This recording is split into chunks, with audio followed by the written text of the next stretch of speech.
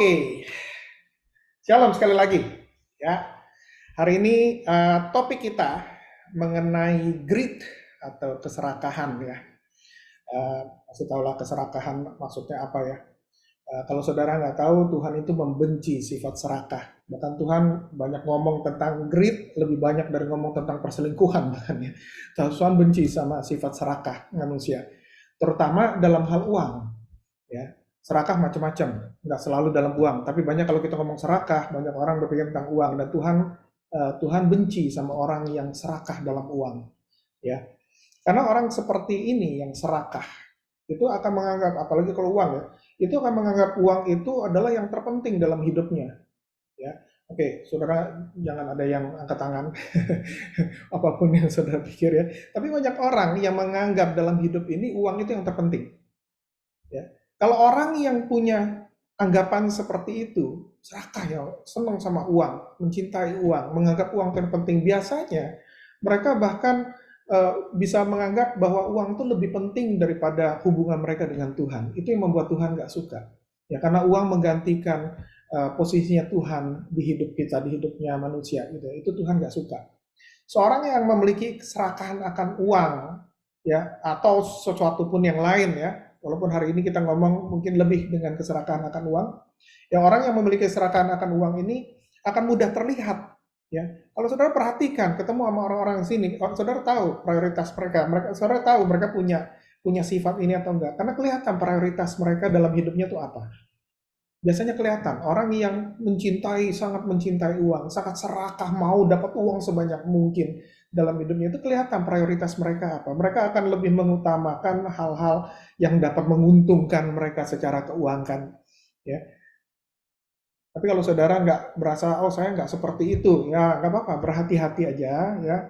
Karena orang yang tadinya tidak serakah sekalipun, atau yang tidak berasa kalau dia punya sifat serakah akan uang sekalipun, itu dapat gampang termakan dan terjebak dalam godaan musuh kita si iblis untuk menjadi orang yang tadinya gak serakah jadi serakah.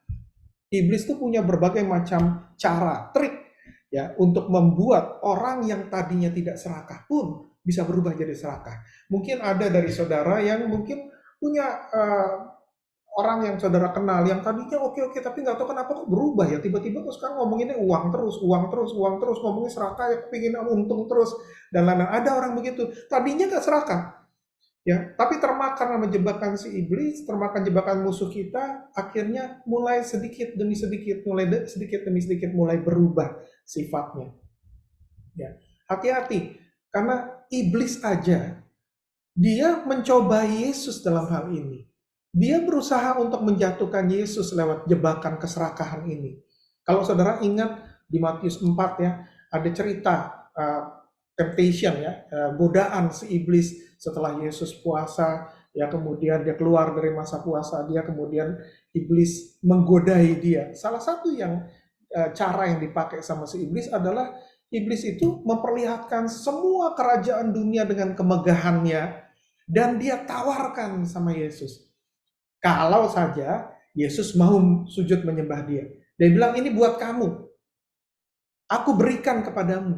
Kalau kamu mau sujud menyembahku.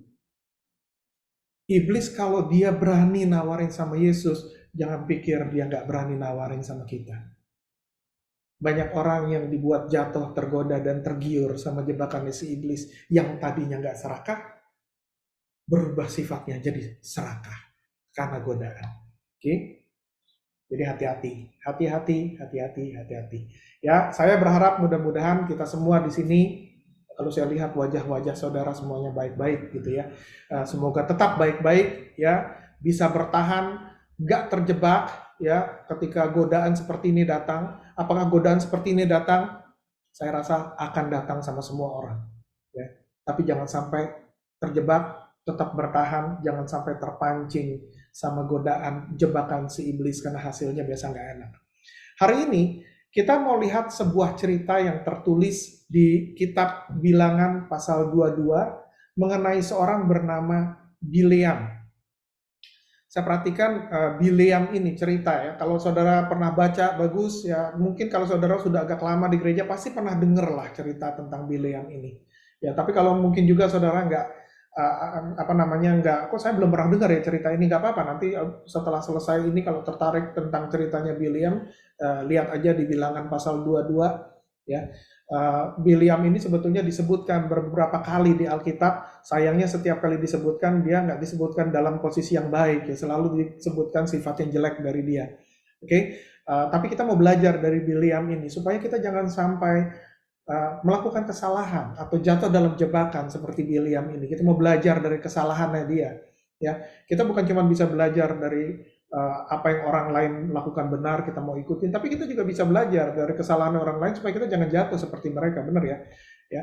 So kita hari ini mau belajar tentang Biliam, yang bernama Biliam. Ini ada di Alkitab dan saya lihat cerita hidupnya dia ini atau kisahnya dia paling enggak di Bilangan 22 ini sangat relate, sangat bisa kita ikutin, sangat mungkin kita bisa mengerti apa yang terjadi. Mungkin kita bisa mengerti dan kita bisa jaga, oh jangan sampai kalau saya masuk ke sini. Atau mungkin ada dari saudara yang lagi dalam keadaan ini bisa sadar bahwa jangan sampai saya terjebak seperti itu gitu ya.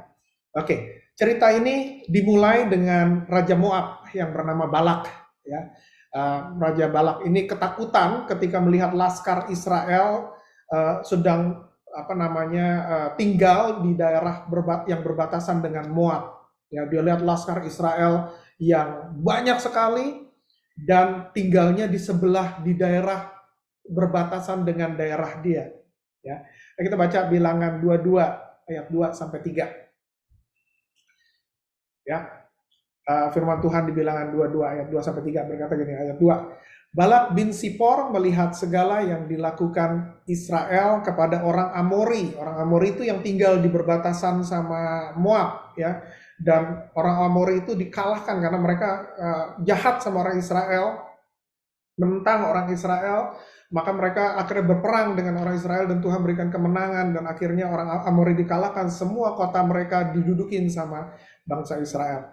Oke, so Balak ini melihat segala yang dilakukan Israel kepada orang Amori, maka sangat gentarlah orang Moab terhadap bangsa itu karena jumlahnya banyak, orang Israel banyak. Lalu muak dan takutlah orang Moab karena orang Israel. Jadi Raja Balak ini karena takut dan berasa nggak mungkin menang nih, ya tetangga gue udah kalah. Dia lihat nggak mungkin menang kalau berperang dengan bangsa Israel, maka Raja Balak mengambil keputusan untuk meminta bantuannya Bileam, ya. Kita lihat di Bilangan 22 ayat 5 sampai 6 berkata begini. Raja ini mengirim utusan kepada Bileam bin Beor ke Petor yang di tepi sungai Efrat, ke negeri teman-teman sebangsanya untuk memanggil dia dengan pesan, ketahuilah ada suatu bangsa keluar dari Mesir, sungguh sampai tertutup permukaan bumi olehnya dan mereka sedang berkemah di depanku. Karena itu datanglah dan kutuk bangsa itu bagiku, sebab mereka lebih kuat daripadaku. Mungkin aku sanggup mengalahkannya dan menghalaunya dari negeri ini, sebab aku tahu siapa yang kau berkati, dia beroleh berkat, dan siapa yang kau kutuk, dia kena kutuk. Rupanya Bileam ini, ya kalau yang saudara mungkin baru dengar nama ini, Bileam ini punya reputasi yang luar biasa. Ya, dia dikenal. Ya, dia dikenal orang yang memiliki karunia atau memiliki gift. Ya, kalau dia berkata berkat untuk seseorang, maka orang itu diberkati. Tapi kalau dia mengutuk seseorang, maka orang itu akan kena kutuk. Jadi Raja Balak berpikir, kalau aku bisa dapatkan bantuannya Bileam dan Bileam bisa mengutuk bangsa Israel, maka pasti bangsa Israel akan dikutuk dan akan lebih mudah dikalahkan. Karena pengetahuannya itu, maka dia mau undang Bileam karena Bileam punya reputasi seperti ini, ya. Kita baca terusin ya. Hari ini kita akan baca banyak cerita ini supaya lebih mengerti dan bisa lebih ini apa sih yang sedang kita mau ngomongin gitu ya. Apa yang kita bisa belajar dari Bileam. Bilangan 22 ayat 7 sampai 8. Ayat 7 bilang begini. Lalu berangkatlah para tua-tua Moab dan para tua-tua Midian dengan membawa di tangannya upah penenung. Setelah mereka sampai kepada Bileam, disampaikan kepadanya, disampaikan kepadanya pesan Balak. Lalu berkatalah Bileam kepada mereka, bermalamlah di sini pada malam ini, maka aku akan memberi jawab kepadamu sesuai dengan apa yang akan difirmankan Tuhan kepadaku. Maka tinggallah pemuka-pemuka Moab itu pada Bileam. Bileam disebutkan karena orang-orang ini bilang gini, mereka membawa di tangannya upah penenung. Jadi saya lagi berpikir Bileam ini sebetulnya orang seperti apa. Rupanya Bileam ini disebutkan sebagai seorang penenung atau ahli tenung. Ahli tenung itu maksudnya, orang tenung itu maksudnya meramal. Jadi orang yang bisa meramal masa depan, dan dia juga dikenal orang yang punya kemampuan bukan cuma meramal tapi juga mampu melakukan hal-hal gaib. Ada dari beberapa referensi, mungkin ada saudara yang pernah baca Bileam, mungkin mendengar, oh Bileam ini seorang nabi. Mungkin juga dia seorang nabi karena mungkin dilihat dia punya akses sama Tuhan ya. Bileam ini memiliki akses pada Allah. Makanya dia bilang, nanti tunggu dulu, aku mau tanya dulu sama Tuhan. Dia bisa nanya sama Tuhan. Tapi Bileam ini bukan orang Israel, jadi ini mungkin salah satu, kalau nabi pun dia nabi yang Gentile, ya nabi bukan nabinya Israel. Ya, tapi kalau dilihat, kalau saya perhatikan, apa benar ya nabi? Kalau nabi kan biasanya orang baik gitu ya. Tapi kenapa setiap disebutkan nama Bileam di Alkitab, kenapa selalu negatif, nggak ada yang positif tentang Bileam? Jadi saya juga agak ragu maksudnya nabi apa kalau yang orang bilang itu nabi. Kalau saya lihat dia ini punya orang yang punya suatu kemampuan supranatural ya. Kalau orang sekarang bilang mungkin dia ini kayak orang pinter gitu ya. Dia ini kayak orang pinter ya, suka meramal, kuamia gitu ya. Kalau yang ngerti gitu ya. Kalau ingin tahu nasib saya bagaimana ya, tahun ini saya dapat jodoh atau enggak gitu ya. Saya mau ke kuamia gitu, ke temple atau kemana gitu. Mungkin dia bisa lakukan hal-hal itu. Ataupun mungkin karena dia bisa melakukan sesuatu yang hal-hal gaib, orang dikutuk kok bisa jadi orang dikutuk bisa jadi terkutuk gitu ya. Mungkin dia ini apa, mungkin kalau zaman sekarang ini mungkin orang yang seperti dukun gitu ya. Ya kan, yang ya kadang kan dukun gitu ya bisa dibayar gitu kalau kita mau, bukan kita ya, maksudnya orang lain di luar sana gitu ya. Mau melakukan sesuatu yang jahat perlu bantuan dukun kan bisa bayar, tawarin duit untuk dia melakukan sesuatu. Mungkin seperti itu. Ya, mungkin seperti itu. Kita lanjutkan dulu. Bilangan 22, 9, 13. Ya, ayat 9 bilang begini, kemudian datanglah Allah kepada Bileam serta berfirman, siapakah orang-orang yang bersama-sama dengan engkau itu? Dan berkatalah Bileam kepada Allah, Balak bin Sipor, Raja Moab mengutus orang kepadaku dengan pesan, ketahuilah ada bangsa yang keluar dari Mesir dan permukaan bumi tertutup olehnya, karena itu datanglah serapahlah mereka bagiku, mungkin aku akan sanggup berperang melawan mereka dan menghalau mereka. Itu pesan dari Raja Balak. Bileam kasih tahu ke Tuhan, itu yang dipesanin sama Raja Balak. Ayat 12 bilang begini, lalu berfirmanlah Allah kepada Bileam, janganlah engkau pergi bersama-sama dengan mereka. Janganlah engkau mengutuk bangsa itu sebab mereka telah diberkati. Maka bangunlah Bileam pada waktu pagi, lalu berkata kepada pemuka-pemuka Balak, pulanglah ke negerimu sebab Tuhan tidak mengizinkan aku pergi bersama-sama dengan aku. Ya, bersama-sama dengan kamu, ya, Tuhan nggak ngizinin aku pergi bersama-sama dengan kamu gitu ya. Kalau ditambahin dan sarang, sorry ya, bukan nggak mau ngebantu gitu ya, tapi Tuhan nggak ngasih izin gitu ya. So udahlah pulang baik-baik gitu ya. Ya siapa tahu nanti lain kali bisa datang lagi gitu. Mungkin seperti itu ya kalau zaman sekarang. Ya, Allah nggak mengizinkan Bileam pergi karena Allah ada di pihak Israel. Tapi Raja Balak nggak menyerah begitu saja. Dia mengutus lagi orang-orangnya kepada Bileam, orang-orang yang lebih terhormat, orang-orang yang pangkatnya lebih tinggi, orang-orang yang lebih dipandang, ya, dan menawarkan kepada Bileam upah yang lebih banyak lagi kalau Bileam mau datang untuk melakukan apa yang diminta oleh raja. Oke, ini pelajaran pertama, hati-hati ya, hati-hati. Kadang kita dapat godaan dalam hidup ini, ya. Dan kemudian kita teguhkan hati kita dan kita berkata tidak, aku percaya Tuhan, ya. Dan maka godaan itu lewat, ya. Dan kita mendapatkan kemenangan. Kita lihat, oh saya berhasil lewat dari satu godaan. Tapi saudara jangan sombong dulu, ya. Terus berhati-hati karena musuh saudara itu bukan musuh yang hanya datang sekali. Kalau dia nggak berhasil dengan satu trik, dia akan pakai trik yang lebih hebat lagi. Kalau dia tawarin sesuatu nggak diterima, dia akan tawarin yang lebih lagi. Jadi terus jaga diri saudara dengan baik. Jaga hati saudara dengan baik. Percayalah, bukan hanya karena kita lewat dari godaan sekali, kemudian that's it, kita nggak akan digoda lagi. Berarti kita sudah kuat, karena godaan akan terus datang. Itu makanya kita mesti terus dekat sama Tuhan.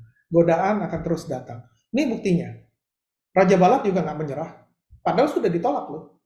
Kok nggak gengsi sih dia? Kok nggak marah sih dia?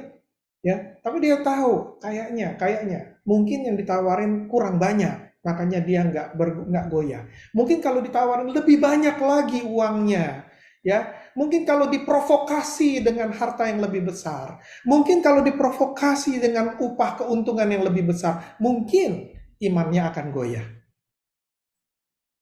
Hati-hati ya. Si iblis lagi ngeliatin itu sama kita. Oke, trik yang pertama mungkin nggak berhasil, iblis pakai akal. Trik yang berikutnya yang lebih menarik, yang lebih membuat saudara lebih berpikir dan lain-lain. Jadi selalu hati-hati. Triknya sama aja, upahnya sama aja, hasilnya akan tetap sama juga. Oke, so Raja Balak dia mau tawarin yang lebih banyak. Bilangan 22 ayat 18 sampai 19 bilang begini, ayat 18. Tetapi Bileam menjawab kepada pegawai-pegawai Balak, sekalipun Balak memberikan kepadaku emas dan perak seistana penuh, hebat ya. Sekalipun Balak memberikan kepadaku emas dan perak seistana penuh, aku tidak akan sanggup berbuat sesuatu yang kecil atau yang besar yang melanggar titah Tuhan Allahku. Wah, kayaknya imannya kuat sekali. Tapi kalimat berikutnya, oleh sebab itu, baiklah kamu pun tinggal di sini pada malam ini, supaya aku tahu apakah pula yang akan difirmankan Tuhan kepadaku. Kalimat pertama, seakan-akan dia punya iman yang luar biasa. Tetapi kalau dia sudah tahu jawabannya Tuhan, ngapain juga suruh orang tinggal di situ kan? Ya, mesti tunggu, kenapa juga mesti nanya lagi sama Tuhan. Ya, rupanya saya perhatikan, rupanya mendengar ada tawaran upah yang jauh lebih besar, hati Bileam mulai tergoda. Ya, mungkin di sini saudara ada yang mau jujur ya. Kalau mau jujur ya, kalau saudara ditawarin kayak ada misalnya ada di dalam situasi seperti Bileam gitu ya, ditawarin $100 nggak bergerak gitu ya. Datang tawaran berikutnya $1.000, mulai goyah nggak gitu ya? Oke. Ada nggak di sini? jangan angkat tangan, oke. Okay. Ya dalam hati aja, oke. Okay. Saya tahu ada yang angkat tangan tapi screen-nya tertutup, jadi nggak kelihatan. Ya, oke. Okay. Anyway, ya rupanya mendengar tawaran upah yang jauh lebih besar ini hati Bileam mulai goyah, mulai tergoda. Seharusnya sebagai orang, apalagi kalau disebut nabi yang mengenal Tuhan, mestinya dia nggak perlu bertanya lagi pada Allah, karena dia sudah tahu jawabannya. Ya. Kalau dia tahu Tuhan itu bukan Tuhan yang berubah-ubah, ya. Tuhan itu yang selalu sama. Ya. Tuhan itu Tuhan yang firm. Kalau dia tahu, dia pasti nggak perlu nanya lagi, nggak perlu berusaha lagi. Dia udah tahu jawabannya apa. Ya. Tapi karena tawaran upah yang jauh lebih besar, kalau orang bisnis bilang karena potensi cuan yang lebih besar, maka dia putuskan untuk tetap coba bertanya. Jadi dia bilang sama orang-orang yang datang, kamu coba di sini ya. Coba saya tanya lagi. Ya. Kemudian dia coba untuk membujuk Tuhan dengan segala cara. Ini nggak ada ditulisannya di Alkitab. Ini cuma saya coba menggambarkan apa yang terjadi, yang bisa saya pikirin, apa yang saya tangkap gitu ya. Dia coba untuk membujuk Tuhan. Siapa tahu ya Tuhan akhirnya berubah pikiran dan mengizinkan dia pergi. Ya, karena kan kita juga begitu ya. Kadang kan kita kalau minta sesuatu sama Tuhan dan kita tahu jawaban Tuhan enggak, kita kan enggak stop sampai di situ. Kan sering dari kita kan terus meminta, terus kita berusaha untuk memberitahukan Tuhan dalam doa kita, Tuhan kalau ini yang kau lakukan, ya kan ini akan jadi baik Tuhan, aku bisa begini. Kalau kau lakukan ini, aku akan melayani engkau lebih. Ada nggak ya kayak begitu ya? Kalau kau lakukan ini ya, aku akan ke gereja jauh lebih sering ya Tuhan. Kalau kau lakukan ini, aku akan aktif ya Tuhan dalam pelayanan ya Tuhan. Ya Tuhan, ini baik loh Tuhan. Kalau kau lakukan ini, maka aku bisa melakukan yang lebih Tuhan. Kalau kau berikan yang ini, berkati aku bisa memberkati lebih ya. Apakah nanti akan memberkati lebih atau enggak, nggak tahu. Tapi yang penting kan kita coba meyakinkan Tuhan dulu ya. Ya, ada nggak di sini yang seperti itu ya? Kadang dalam doanya ya. Ya, angkat tuh ya. Oke, saya mungkin zaman-zaman dulu mungkin saya sering, bukan sering lah, kadang-kadang begitu ya. Kalau saya tahu saya kepingin ini, ada sesuatu yang benar-benar saya ingini. Ya, ada sesuatu yang saya benar-benar ingini dan saya minta sama Tuhan dan kayaknya nggak dapat. Ya. Dan saya mulai membujuk Tuhan, Tuhan ayolah Tuhan, tolong bukakan Tuhan, tolong berikan Tuhan, tolong bantu saya Tuhan. Tuhan, saya mulai memberikan alasan demi alasan kenapa Tuhan harus melakukan sepertinya Tuhan nggak tahu kenapa apa dia harus lakukan atau nggak lakukan. Sepertinya Tuhan nggak tahu yang baik yang mana, yang enggak yang mana. Saudara mesti pastikan kalau Tuhan bilang enggak, itu baik buat saudara. Enggak semua hanya yang Tuhan bilang iya itu baik buat saudara. Kalau Tuhan bilang enggak pun itu baik buat saudara. Ya, tapi Bileam dia berusaha. Kenapa? Bukan karena dia kasihan sama Balak, bukan karena dia kasihan sama musuhnya Israel, bukan karena juga dia benci sama Israel, tapi karena apa? Karena ada tawaran upah yang lebih besar. Ini orang kalau yang mulai serakah, kepingin uang yang banyak, serakah. Keserakahannya akan menutupi akal sehat dia. Keserakahannya akan menutupi integritas dia. Keserakahannya, yang penting aku dapat deh. Kalau aku bisa dapat, aku gak peduli yang lain. Gak peduli yang rugi siapa, yang penting aku dapat. Keserakahannya menguasai dia, ini yang iblis mau. Karena orang yang sudah keserakahannya menguasai dia, orang ini gak akan pedulikan juga hubungan dia dengan Tuhan seperti apa. Jadi Bileam, dia suruh orang itu tunggu, kemudian dia naik, dia masuk lagi kamar, dia tanya lagi sama Tuhan, padahal dia udah tahu mesti jawabannya apa, dia tahu mestinya dia nggak boleh pergi, karena Tuhan udah bilang, aku ada di pihaknya Israel, aku memberkati Israel, aku sayang sama Israel, Tuhan sudah ngomong seperti itu, mestinya dia udah ngerti, mestinya dia sudah ngerti, tapi enggak, dia tetap minta sama Tuhan. Siapa tahu Tuhan berubah pikiran, dan mengizinkan dia pergi, supaya dia bisa menerima upah yang besar. Keserakahan sudah menggoyahkan akal sehat integritasnya Bileam. Bilangan 22 ayat 20 berkata seperti ini. Datanglah Allah kepada Bileam pada waktu malam, serta berfirman kepadanya, jikalau orang-orang itu memang sudah datang untuk memanggil engkau, bangunlah, pergilah bersama-sama dengan mereka, tetapi hanya apa yang akan kufirmankan kepadamu harus kau lakukan, ya. Oke, Tuhan bilang, ya kalau kamu memang ngotot mau pergi, ya nggak mau dengar tadi, ya nggak percaya saya ngomong jangan pergi, kamu tetap ngotot minta pergi, ya udah silakan pergi, ya. Tapi perhatikan ya, kamu hanya boleh ngomong apa yang aku taruh di mulutmu untuk ngomong, apa yang kufirmankan saja yang kamu ngomongin. Ya, yang aku nggak ngomong, kamu jangan ngomong. Ya, kalau mau pergi itu kondisinya. Ya, seperti itu. Karena kalau kita baca firman-firman Tuhan ini, kadang kita bingung. Apa benar kok Tuhan berubah pikiran? Kenapa ya? Nanya sekali jawabannya itu, nanya berikutnya kok jawabannya beda. Apakah Tuhan berubah pikiran? Tentu enggak. Tuhan dulu sayang Israel, sekarang sayang Israel. Enggak berarti karena ditanya 2 kali Tuhan berubah pikiran. Tapi Allah juga tahu di hati Bileam sudah penuh pengharapan untuk mendapatkan upah yang besar. Ada satu motivasi yang gak baik. Ada satu motivasi yang gak benar. Allah mau melakukan sesuatu. Dia mau pakai kejadian ini untuk memberikan pelajaran bagi Bileam. Dia ingin memberikan pelajaran bagi Balak supaya Bileam mengerti lebih tentang Tuhan. Oh, Bileam punya akses sama Tuhan. Tapi Bileam nggak mengenal Tuhan secara benar. Dia pikir Tuhan itu bisa dibujuk-bujuk dan bisa berubah pikiran. Allah ingin kasih lihat, kamu ngotot boleh, aku akan perlihatkan sama kamu hasilnya nggak akan beda. Ya. Dan Tuhan juga memberikan pelajaran kepada Raja Balak. Jangan sentuh bangsa Israel. Karena bangsa Israel itu diberkatin sama Tuhan. Nggak ada satupun, jangan coba-coba pakai jasanya dukun lah, pakai jasanya apa-apalah untuk ngejahatin bangsa Israel, karena di balik itu ada Tuhan yang menjaga bangsa Israel. Ini salah satu juga yang kita mesti perhatikan. Kadang-kadang ya saudara takut dijahatin orang, saudara takut didukunin orang. Kalau di kampung-kampung saya takut didukunin orang dan lain-lainnya.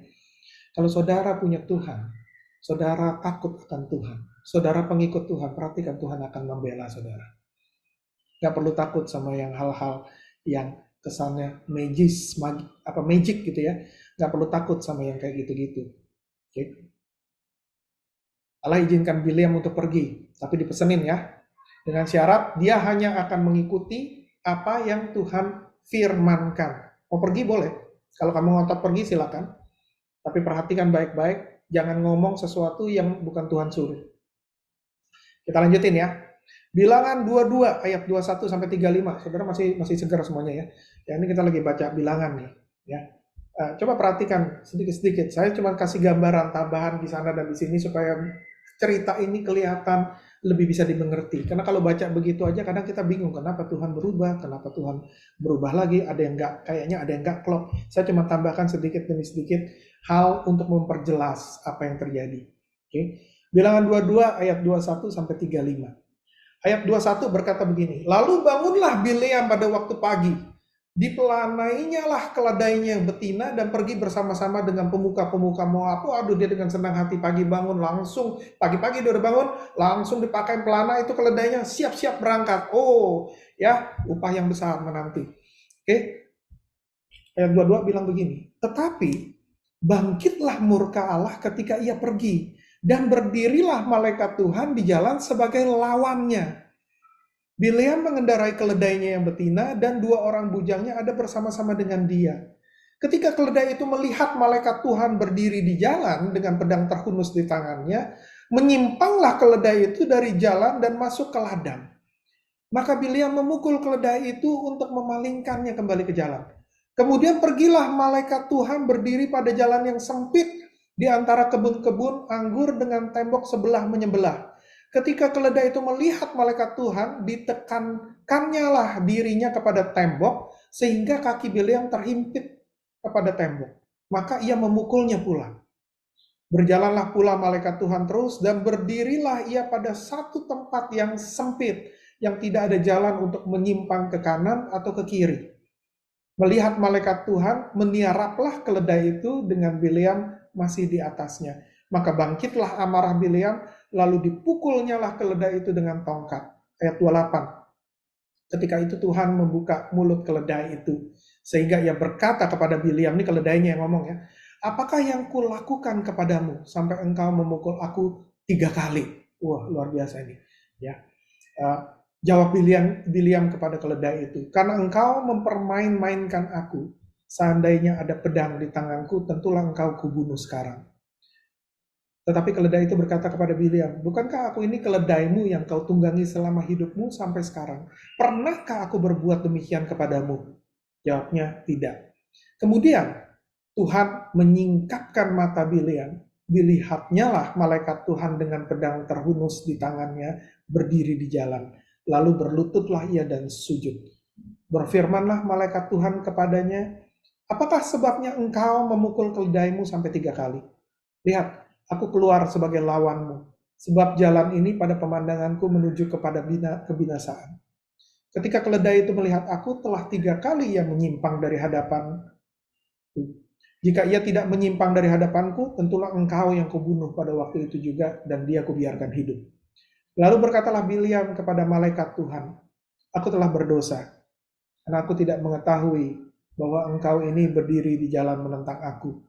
Maka sekarang jika hal itu jahat di matamu, aku mau pulang.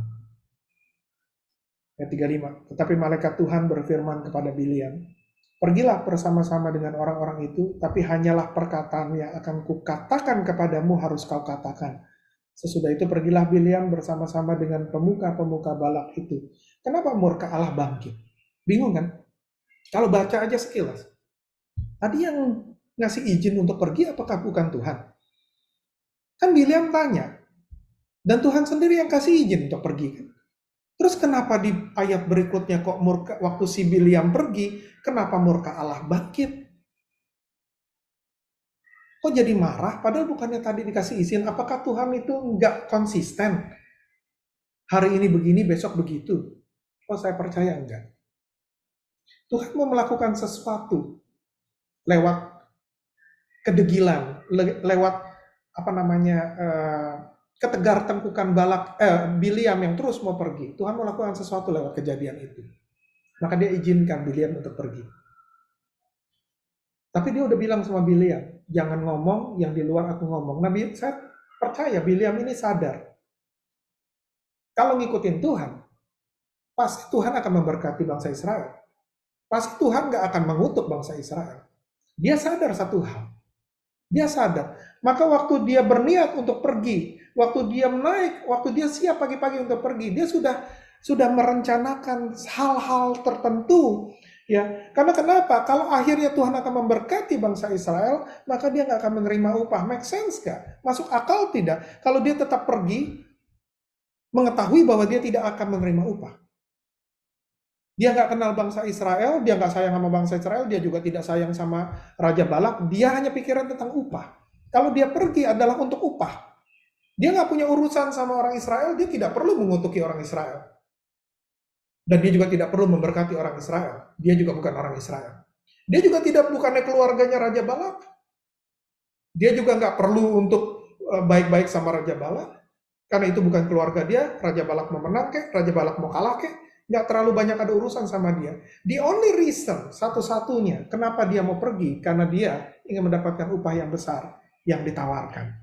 Dan dia tahu persis, kalau ngikutin apa yang Tuhan mau firmankan, aku akan nggak bakal dapat upahku, karena pasti Tuhan akan memberkati bangsa Israel, karena Tuhan sudah berkata sama Bileam bahwa bangsa Israel itu diberkati sama Tuhan. Nggak mungkin dong, kalau Tuhan sudah bilang dia memberkati bangsa Israel, nanti waktu Bileam datang ke sana, diizinkan untuk mengutuk. Jadi dia sudah membuat rencana-rencana di dalam hatinya. Ya. Sudah membuat rencana-rencana dalam hatinya untuk sesuatu yang nggak baik. Walaupun yang penting Tuhan udah ngizinin pergi. Nanti sampai di sana, aku bisa ngomong apa aja. Ya. Itu yang ada di hati dia. Tapi Tuhan tahu persis apa yang ada di hatinya Bileam. Ini pelajaran buat kita juga. Hati-hati ya, apa yang ada di hati kita. Teliti hati kita, selidiki kita waktu kita mau melakukan sesuatu. Karena Tuhan tahu persis yang ada di hati kita. Mulut kita boleh beralasan macam-macam kenapa kita pergi, kenapa kita melakukan sesuatu. Tapi Tuhan tahu persis apa motivasi dalam hidup kita. Berhati-hati waktu berurusan sama Tuhan. Jangan berusaha untuk mengelabui Tuhan hanya untuk dapatkan berkatnya Tuhan. Karena Tuhan tahu persis apa yang ada di isi hati kita. Dan itu yang terjadi. Tuhan tahu persis apa rencananya Bileam. Maka kenapa bangkitlah murka Allah dan dia berdiri di hadapannya Bileam untuk membunuh dia. Paling enggak kalau tidak membunuh. Saya juga lihat kayaknya bukan membunuh deh. Kayaknya Tuhan hanya ingin memberi pelajaran. Kenapa? Karena kasih karunia-Nya Tuhan. Walaupun Bileam yang katanya orang pintar, yang katanya dukun, yang katanya punya akses sama Tuhan, nggak bisa melihat Tuhan, tapi dia izinkan keledainya untuk bisa melihat malaikat Tuhan. Dan setelah kejadian, keledainya berusaha untuk menghindari malaikat itu, dan Bileam jadi marah. Kalau saudara baca tadi ceritanya, maka kasih karunia Tuhan. Tuhan buka mulutnya itu donkey, itu keledai, untuk bisa berbicara. Untuk bisa memberitahu pada Bileam, itu di depan sana ada malaikat yang berbahaya bagi kita kalau kita terobos dia. Itu satu karunia. Bileam yang katanya nabi, mestinya dia yang bisa lihat. Tapi karena rencana jahat, keserakahan dia, keinginan dia yang luar biasa untuk mendapatkan uang, dia sudah tertutup. Dia sudah dibutakan dengan segala macam. Iblis sudah bisa membutakan dia, membuat dia nggak sensitif enough. Tidak cukup sensitif untuk bisa mendapatkan ada bahaya di depan dia. Tapi karena kasih karunia Tuhan, kalau dia sudah dibutakan, kasih karunia Tuhan untuk membuka mulut dongki itu untuk bisa berbicara. Keledai yang mestinya tidak bisa berbicara, jadi berbicara. Satu pelajaran, kalau saudara punya binatang piaraan tiba-tiba berbicara sesuatu, saya mengingatkan saudara akan sesuatu, saudara dengar baik-baik. Mungkin saudara sudah dibutakan sama iblis sampai Tuhan harus pakai binatang piaraan saudara untuk berkata sesuatu. Ya. Kasih karunia Tuhan yang kedua. Yang saya lihat, kenapa Tuhan tidak kepingin membunuh Bileam di tempat itu. Waktu segala sesuatu terjadi, firman Tuhan berkata, Tuhan bukakan matanya Bileam. Dan akhirnya Bileam bisa melihat bahwa di depan situ ada malaikat Tuhan. Itu kasih karunia Tuhan. Kalau Tuhan mau bunuh, pasti sudah dibunuh. Itu kasih karunia Tuhan. Dengan kata lain, Tuhan memberikan kesempatan untuk Bileam bertobat. Tuhan mau kasihkan kesempatan untuk Bileam bertobat. Ini Tuhan kita, Tuhan yang penuh kasih karunia.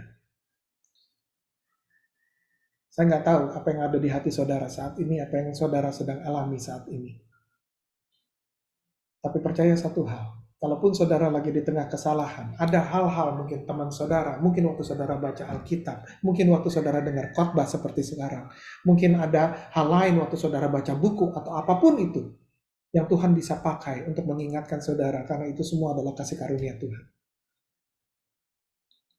Lebih sensitif sama Tuhan. Tuhan gak kepingin saudara celaka. Mungkin ada waktunya kita jatuh dalam jebakan si iblis, dan mungkin jalan kita agak menyimpang. Tapi Tuhan sayang sama kita, dan Tuhan ingin supaya kita jangan celaka. Waktu Tuhan akan taruh kasih karunia demi kasih karunia untuk membuat kita bertobat. Ya, ini yang terjadi sama Biliam. Nah, saudara mungkin tanya, di Alkitab kan nggak ada tulisan seperti itu. Tahu dari mana kalau Tuhan murkanya bangkit karena itu? Buat saya tangkap dari ayat 35 tadi kita baca. Setelah kejadian ini semua, ya, setelah Biliam melihat dengan matanya malaikat Tuhan, setelah dia bilang, aduh Tuhan, ampuni aku Tuhan, ya, ampuni aku Tuhan, aku mau pulang saja Tuhan. Ayat 35 bilang begini, tetapi malaikat Tuhan berfirman kepada Biliam, pergilah bersama-sama dengan orang-orang itu, tetapi hanyalah perkataan yang akan kukatakan kepadamu harus kau katakan. Tuhan kasih tahu sekali lagi, tadi kamu mungkin lupa ya, aku ngomong apa. Aku bilang kamu boleh pergi, tapi cuman kata-kata yang aku taruh buat engkau, yang aku mau engkau katakan, itu yang kau katakan. Ini membuat saya merasa, oh rupanya waktu Biliam memutuskan untuk pergi, Biliam sudah berpikir bahwa dia mau berkata-kata hal yang lain. Makanya kenapa Tuhan harus memberi contoh sama dia, harus mengancam dia, harus memperlihatkan itu Tuhan tidak ingin membunuh dia, tapi Tuhan ingin memperlihatkan pada dia. Biliam, jangan coba-coba. Jangan coba-coba untuk melakukan apa yang bukan Tuhan firmankan. Kamu boleh pergi, tapi ini syaratnya.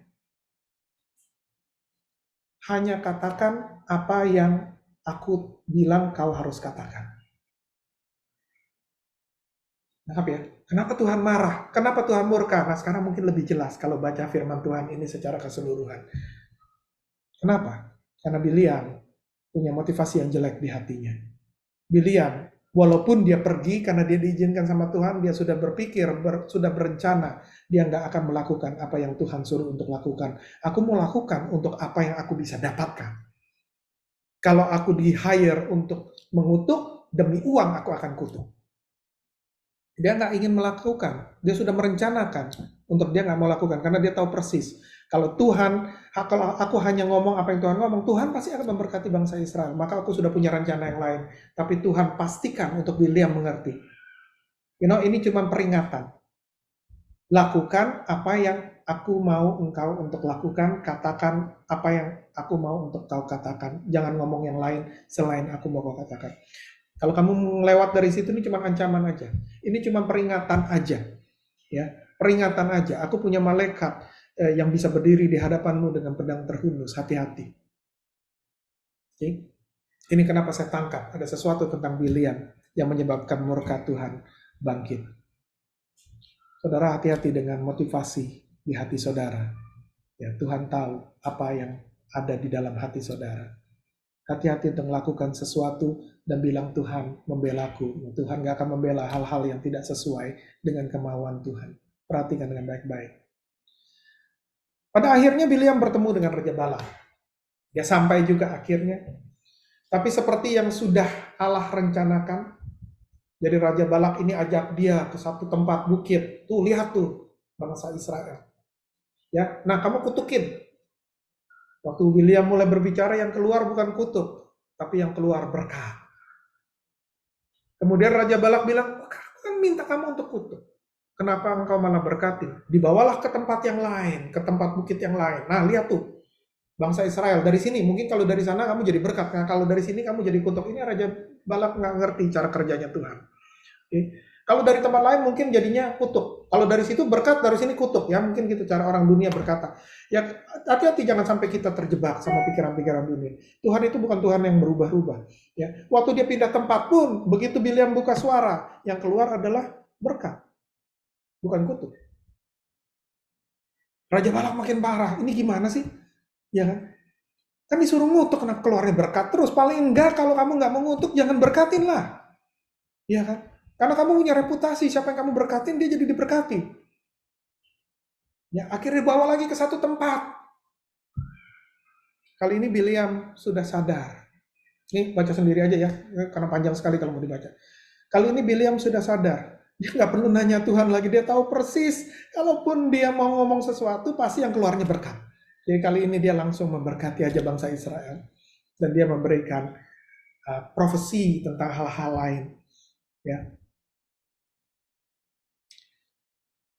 Kalau Tuhan melakukan sesuatu, jangan dipikir kita bisa mengelabui Tuhan atau kita bisa memancing Tuhan, memprovokasi Tuhan untuk Tuhan bisa berubah pikiran. Tuhan punya rencana yang baik. Ya. Kalau kita lanjutkan, Tuhan akan tetap lakukan apa yang dia mau lakukan.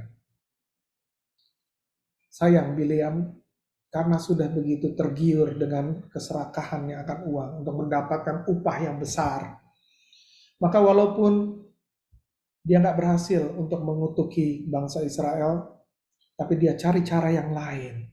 Karena dia sudah begitu tergiur dengan upah. Aku sudah jauh-jauh pergi, aku harus pulang bawa upah. Ya. Banyak orang yang nggak bisa bertobat. Kalau sudah mau sesuatu, sudah serakah. Ini problemnya kalau sudah serakah. Kalau sudah serakah, sudah tergiur, sudah dibutakan, walaupun sudah ngalamin banyak hal, tapi tidak mau bertobat. Walaupun sudah menerima pengampunan dari Tuhan, tapi tetap aja ngelakuin hal-hal yang gak bagus. Karena yang penting gue dapat apa yang gue mau. Gak peduli yang lain. Untuk sekedar kenikmatan sebentar, dia relakan hubungan dia dengan Tuhan.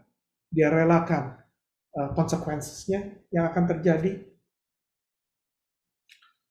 Dia gak bisa mengutuk bangsa Israel. Apa yang dia lakukan? Dia ajari Raja Balak bagaimana untuk bisa mengalahkan Israel. Dia nggak bisa keluar. Setiap kali mulutnya terbuka. Setiap kali mulutnya terbuka. Yang keluar berkat. So, dia tahu bukan ini caranya. Bukan begini caranya untuk Raja Balak bisa menang. Mengalahkan Israel.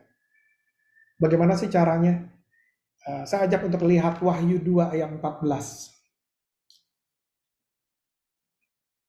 Tetapi aku mempunyai beberapa keberatan terhadap engkau. Di antaramu ada beberapa orang yang menganut ajaran Bileam. Ini bukan cuma Bileamnya, tapi ada orang yang menganut ajaran Bileam.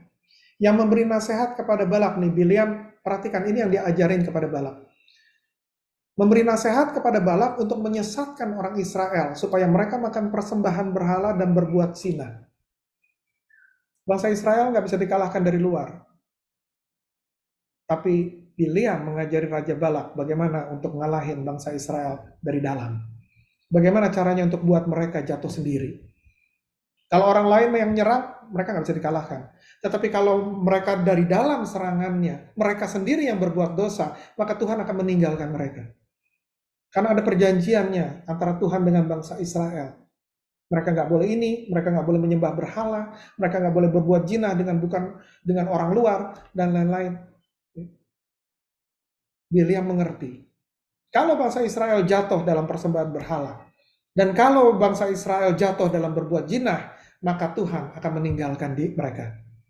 Ini yang diajarkan Bileam kepada Raja Balak. Makanya kenapa? Di setiap kali kalau saudara search ya, saudara lihat concordance, saudara lihat Alkitab, ya mengenai Bileam, yang keluar selalu tentang yang jelek tentang Bileam. Karena Tuhan membenci Bileam. Karena Bileam membuat bangsa Israel jatuh. Tuhan membenci Bileam. Tuhan sudah kasih karunia macam-macam sama Bileam. Tuhan kasih kesempatan untuk bertobat. Tapi bukannya bertobat, malah dia ngajarin Raja Balak bagaimana untuk jatuhin Israel. Dan itu yang terjadi. Akhirnya, karena itu yang dilakukan sama Balak untuk menjatuhkan Israel, bangsa Israel jatuh. Bisa baca sendiri nanti di bilangan, ya, ulangan dan lain-lain ya. Baca bagaimana mereka jatuh. Bagaimana mereka akhirnya dikalahkan. Karena mereka menyembah berhala. dan berbuat zina dengan orang-orang lokal di sana. Mereka terbawa dengan wanita-wanita lokal di sana. Ya, dan kemudian mereka mulai menyembah berhala-berhala yang disembah sama wanita-wanita penduduk daerah itu. Tuhan sudah bilang, jangan mengawini mereka, karena kamu nanti terbawa. Jangan, tapi itu yang diajarkan dan itu berhasil. Allah sudah beri kesempatan pada Biliam. Tapi karena dia sudah dibutakan, hati-hati, hati-hati, hati-hati. Manusia yang sudah dibutakan sama keserakahan, seringkali lupa diri. Udah nggak bisa tahu lagi yang mana yang baik, yang mana yang jahat. Karena sudah terlalu tergiur akan apa yang dia mau. Ya, nggak bisa bertobat. Biliam nggak bisa bertobat. Akhirnya dia menemui akhir hidup yang menyedihkan. Kita lihat apa sih yang terjadi sama Biliam. Bilangan 31 ayat 8 bilang begini. Selain dari orang-orang yang mati terbunuh itu, mereka pun membunuh raja-raja Midian, yaitu Ewi, Rekem, Sur, Hur, dan Reba, kelima raja Midian. Juga Biliam bin Beor dibunuh mereka dengan pedang. Ini konsekuensi yang harus ditanggung sama Biliam, karena dia menjatuhkan bangsa Israel. Tuhan sudah bilang jangan. Kamu nggak percaya, kamu tetap ngotot, kamu sudah tergiur dengan keserakahanmu, kamu lebih memanjakan rasa keinginanmu daripada takut akan Tuhan. Ini konsekuensinya buat Biliam. Jadi kan ini pelajaran buat kita. Rasul Paulus di suratnya kepada Timotius, di 1 Timotius 6 ayat 9 sampai 10 bilang begini. Ini sesuatu yang saudara pasti sudah sering dengar, ya. Sesuatu yang sangat related dengan apa yang terjadi dengan Biliam. Ayat 9 bilang gini, tetapi mereka yang ingin kaya terjatuh ke dalam pencobaan, ke dalam jerat, dan ke dalam berbagai-bagai nafsu yang hampa, dan yang mencelakakan, yang menenggelamkan manusia ke dalam keruntuhan dan kebinasaan. Ayat 10, karena akar segala kejahatan ialah cinta uang. Sebab oleh memburu uanglah beberapa orang telah menyimpang dari iman dan menyiksa dirinya dengan berbagai duka. Uang bukan masalah. Yang masalah adalah cinta sama uang. Uang hanya sesuatu alat yang kita pakai. Bisa dipakai untuk hal yang baik, bisa dipakai untuk hal yang jelek. Yang masalah adalah kalau kita sudah jatuh cinta sama uang. Karena waktu kita sudah jatuh cinta sama uang, ini menjadi akar segala kejahatan, kata firman Tuhan. Orang bisa melakukan berbagai macam kejahatan kalau dia sudah jatuh cinta sama uang. Demi uang, dia bisa melakukan banyak hal yang jahat. Makanya kita mesti berhati-hati. Mesti berhati-hati masalah ini. Jangan sampai serakah dalam uang. Dan firman Tuhan ini menceritakan atau cocok dengan apa yang barusan kita dengar tentang Biliam. Biliam juga begitu. Karena cintanya akan uang, dia jatuh ke dalam berbagai macam pencobaan. Dia ingin upah yang besar, dia ingin kaya. Maka dia jatuh ke dalam berbagai macam pencobaan, ke dalam jerat, dan ke dalam berbagai-bagai nafsu yang hampa dan yang mencelakakan, yang menenggelamkan, yang membuat keruntuhan dan kebinasaan bagi diri dia. Mudah-mudahan hari ini kita pelajari dari hidupnya Biliam dan kita pakai itu sebagai contoh supaya kita jangan jatuh di tempat yang sama. Firman Tuhan ini menggambarkan apa yang terjadi sama Biliam. Tapi bukan cuma sama Biliam. Kalau kita nggak hati-hati, kita bisa terjebak. Kita bisa terjebak seperti yang diceritakan di firman Tuhan di Timotius ini. Kita bisa terjebak dengan hidup seperti Biliam. Hati-hati, hati-hati. Bukan uang yang jadi masalah. Yang jadi masalah adalah cinta uang. Kalau saudara sudah jatuh cinta sama uang, berhati-hati, bertobat cepat-cepat. Kalau semua yang di pikiran saudara adalah tentang uang, kalau semua yang saudara di hati saudara adalah tentang uang, kalau semua yang keluar dari mulut saudara adalah bagaimana untuk mencari uang, hati-hati, saudara mulai terjerat akan cinta uang. Lalu apa sih yang mesti kita perhatikan, apa sih yang mesti kita jagai? Perhatikan firman Tuhan di Ibrani 13 ayat 5. Ayat terakhir. Ibrani 13 ayat 5 berkata begini. Janganlah kamu menjadi hamba uang. Kalau kamu jatuh cinta sama uang, kamu akan jadi hamba uang tanpa kamu sadari. Uang yang akan mendikte hidup kamu. kerinduan akan uang, keinginan untuk mendapatkan uang akan mendikte bagaimana cara hidup kamu. Demi uang kamu akan lakukan segala macam, berarti kamu hamba, kamu diikat sama uang. Firman Tuhan di Ibrani bilang ini, janganlah kamu menjadi hamba uang, dan cukupkanlah dirimu dengan apa yang ada padamu.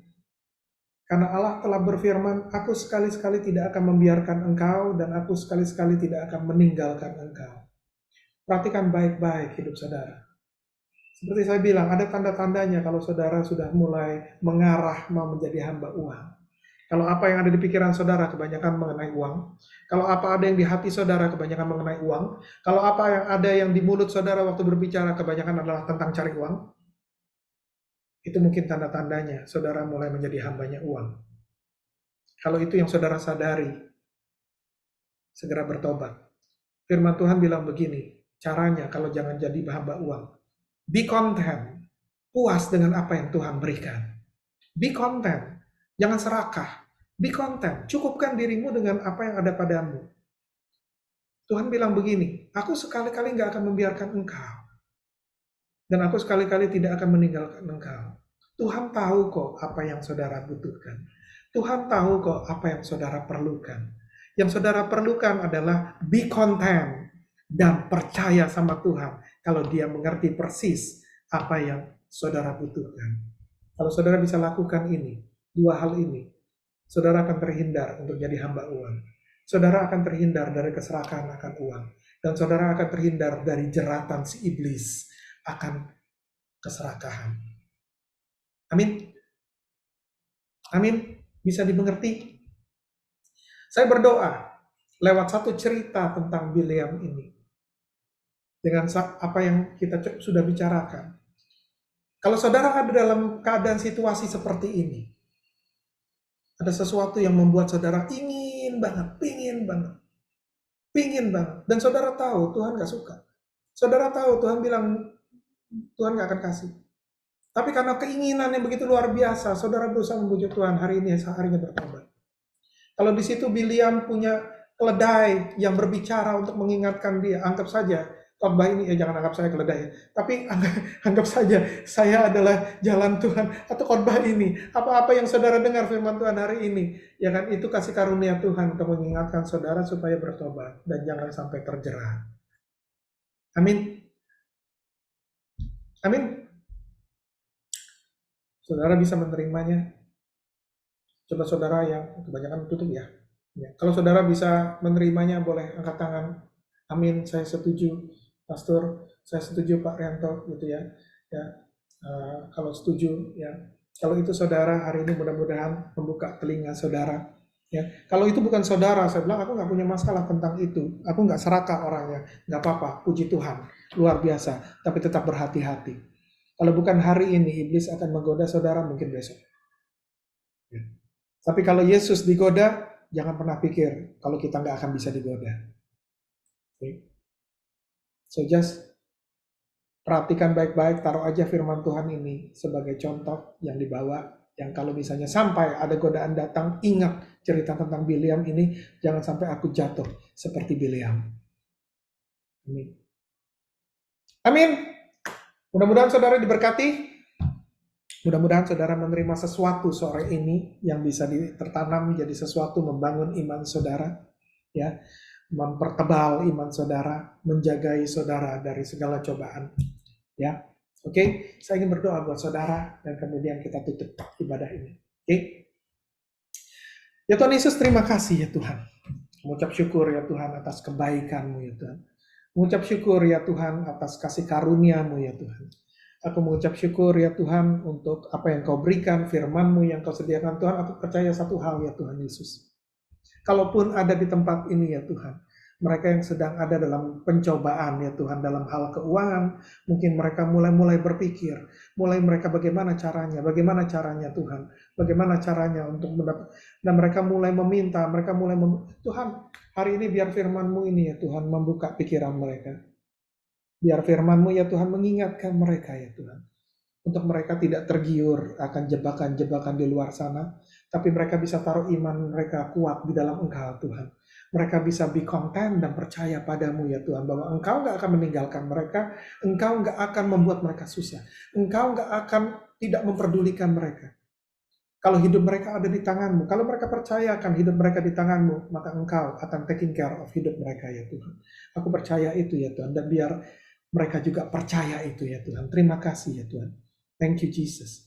Thank you Jesus. Tuhan, aku nggak tahu siapa di tempat ini secara pasti Tuhan, yang sedang ada dalam keadaan ini. Tapi aku mohon ya Tuhan Yesus, kalau ada ya Tuhan Yesus di tempat ini Tuhan, Tuhan Kau berbicara secara pribadi. Tuhan Kau lawat anak-anakmu ya Tuhan. Tuhan Kau berkati mereka Tuhan, bukakan jalan yang lebih baik buat mereka ya Tuhan, jalan yang sesuai dengan kehendak-Mu ya Tuhan, bukan jalan yang tidak menyenangkan hati-Mu ya Tuhan. Tuhan, tuntun tangan mereka, jangan sampai mereka jatuh seperti Bileam ya Tuhan Yesus. Teguhkan mereka ya Tuhan, untuk terus taruh kepercayaan mereka pada Engkau, sampai jalan keluar Kau bukakan ya Tuhan. Terima kasih ya Tuhan. Thank you Jesus. Terima kasih Tuhan Yesus akan kebaikan dan kemurahan-Mu ya Tuhan. Kami tangkap ya Tuhan firman-Mu hari ini ya Tuhan. Taruh dalam hati kami ya Tuhan Yesus. Biar menguatkan hidup kami ya Tuhan. Terima kasih ya Tuhan. Jemaat Bindo Plus, angkat kedua tangan saudara. Terima berkat dari Tuhan. Kasih dari Allah Bapa, karunia dari Tuhan kita Yesus Kristus, persekutuan dan penghiburan penyertaan Allah Roh Kudus menyertai saudara dari sekarang sampai selama-lamanya. Semua yang percaya katakan, amin, amin, amin, amin.